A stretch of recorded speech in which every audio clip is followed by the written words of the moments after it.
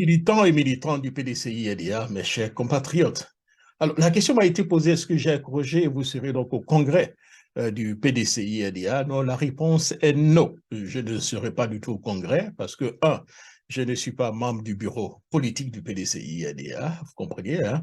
Dans ces conditions, voilà, c'est tout à fait normal que nous soyons hors pour donner un peu notre point de vue par rapport donc à la situation. Alors, l'autre question qu'on m'a posée, est-ce que les choses changeront à l'issue de ce congrès? Non, je ne pense pas, cher ami, hein. Nous sommes partis pour encore des arrangements. Ça sera un éternel recommencement. Nous avons l'impression que les cadres du PDCI-RDA qui sont là ne mesurent pas encore l'ampleur du dégât qu'ils sont en train donc de créer. J'ai l'impression que tout ce qui compte aujourd'hui, c'est le moi, c'est moi, c'est mon tour. C'est le tour des anciens. Mais les gens n'ont pas encore compris réellement, c'est le vrai problème. Ça fait près donc de 24 ans que le PDCI est dans l'opposition.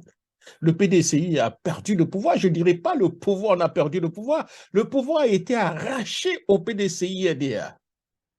Et depuis 24 ans, le PDCI a du mal à se retrouver. Les jeunes qui n'ont pas vécu ce coup d'État, ou bien mais qui ont vu ce coup d'État, ont aujourd'hui 24 ans. Et c'est ceux-là qui iront voter la génération de 24 à 30 ans, c'est-à-dire quand il y avait le coup d'État, un jeune qui avait 5 ans, mais il ne sait pas de quoi il s'agit. C'est ceux-là qui iront voter demain. Est-ce que nous nous rendons compte réellement donc du danger à cette allure, cher ami? Si rien n'est fait, heureusement que c'est un congrès extraordinaire. Mais admettons, bon, disons, d'ici peu de temps, nous irons donc à un congrès donc ordinaire. Peut-être que les décisions, on prendra des grandes décisions. Mais si c'est pour aller encore s'asseoir avec la même équipe autour du président Henri Konan Bédié, mais les choses ne changeront pas. Nous n'allons pas pouvoir attirer avec cela. Il faut du sang neuf. Il faut une révolution. C'est aussi clair que ça. Les militants du PDCI-RDA qui m'appellent, la majeure partie ne savent pas ce qu'ils doivent faire, où se trouve réellement le PDCI. This is the question. So what are we going to do to improve the situation here? Ladies and gentlemen, that's the bottom line. I believe something has to be done.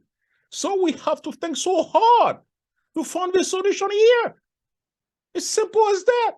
Si nous ne trouvons pas la solution, les vrais problèmes, nous ne posons pas les vrais problèmes. Mais nous irons en quoi des élections où nous allons les perdre face à un RHTP conquérant et un PPHCI qui est encore en train de se reconstituer. Donc, croyez-moi, il sera encore difficile de gagner encore donc des élections. J'ose croire que tous ceux qui sont actuellement en train de militer, qui veulent des postes, pensent à cela.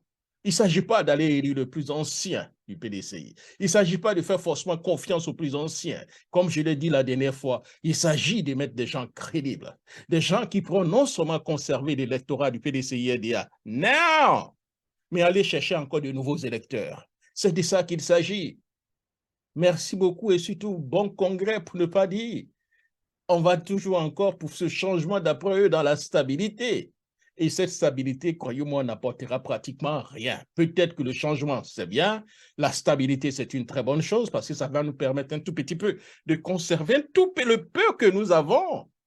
Mais ça ne va pas du tout aider à accroître notre électorat. This is the question. Merci beaucoup, ladies and gentlemen. And I will be talking to you guys another day.